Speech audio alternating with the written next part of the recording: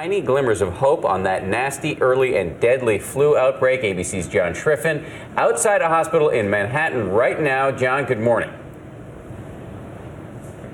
Dan, good morning. Here at this emergency room in New York City, the hospital says the percentage of patients they're seeing with flu-like symptoms is about 5 times as many as they saw last year. But the good news around the country is that new numbers show the worst could be behind us. This morning, the flu has spread to 47 states across the country, according to the CDC, crossing the line into epidemic territory. At this hospital in Minnesota, so many patients are coming in with the flu, they're packing 2 to a room.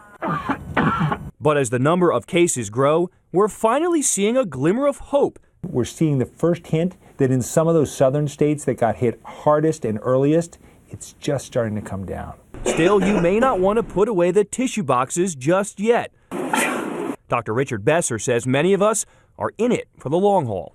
We don't know when this is going to end. This could be the worst flu year in a decade. What makes this year's flu season so bad? Timing. The outbreak hit around Thanksgiving this year. That's about a month earlier than normal. We're 6 weeks in, and with 6 more to go, doctors say it's not too late to get that flu shot. A recently released study rates this year's vaccine as 62% effective, just moderate. More than 130 million vaccine doses have been distributed nationwide, but many people are now having trouble finding them in their neighborhoods. Ma'am, I'm being told that we don't have any. You don't have any left. No. Okay. So how do you know if you're coming down with the flu or just a common cold? If you think about a cold, it usually affects you from the neck up. So congestion, sinus, fullness, sore throat. But the flu, it's going to affect your whole body. In addition to those symptoms, you're going to feel achy all over. If you can't find the flu vaccine at your local pharmacy, head on over to flu.gov. There you can use their vaccine finder by punching in your zip code, and it will tell you where to go.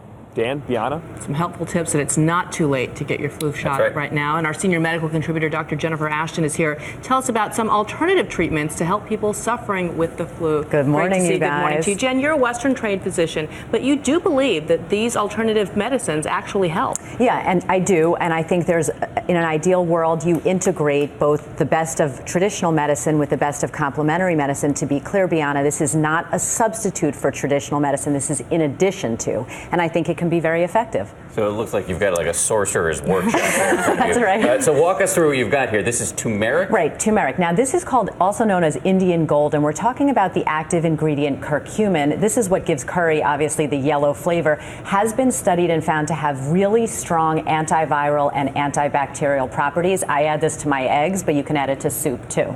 And for years we've been hearing about zinc and how effective zinc could be. Does it matter when you start taking it? Most people start taking zinc when they feel the common cold coming on. Much better for the cold than for the flu. You can take a little bit extra when you're feeling sick. It can shorten the duration of symptoms. You want to use caution, not use the nasal form, because that can affect your sense of smell. And what's this thing right here, a neti pot? You've never tried this? No. Okay, so we're Ron. Right. So we're talking. Is this a personal failure?